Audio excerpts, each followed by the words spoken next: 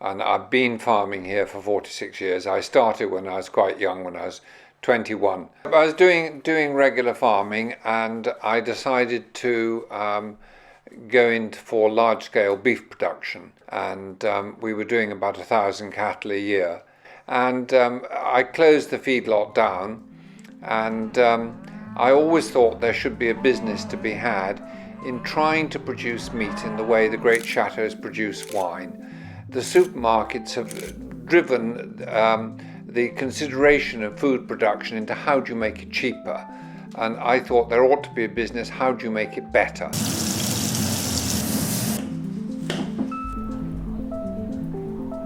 I started initially supplying private individuals, and then I got into restaurants eventually, and chefs very quickly were telling me the middle white pork was the best pork they could get. And then I was asked to submit a sample of our longhorn beef to a television program where Heston was looking for perfection, and Heston chose our longhorn beef as his idea of perfection. So that gave me a tremendous boost.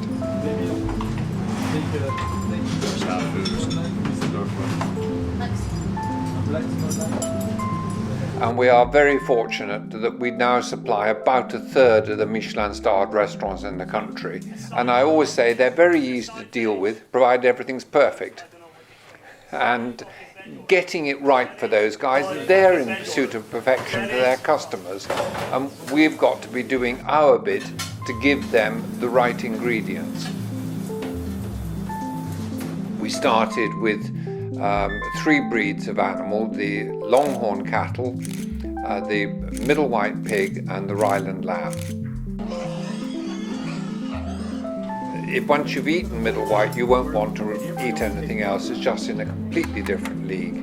We do suckling pigs, we do a regular pork pig, and then we do a 55-day aged pork pig, which was used by Simon Rogan for the main course for the 50 best chefs in the world dinner last year.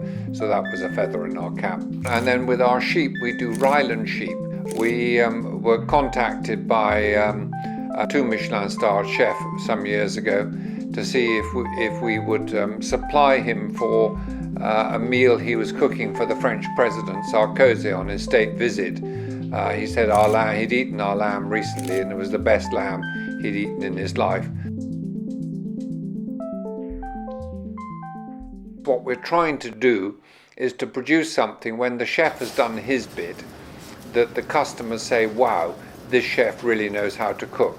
And you can't do that unless you've got really good ingredients. To start off with the pursuit of quality, my thinking is that the starting point has to be the breed of the animal, then how you look after the animals, the life we give them, the way we feed them, the way we house them, the way we treasure them, makes such a big difference to the ultimate quality of the meat. So our philosophy is we've got to give the animals a really good life before they're going to give us outstanding meat.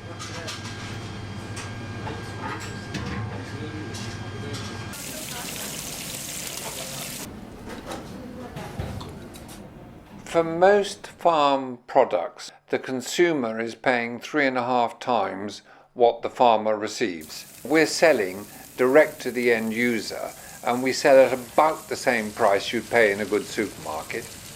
But by selling direct to the end user, we can make economic sense of the thing.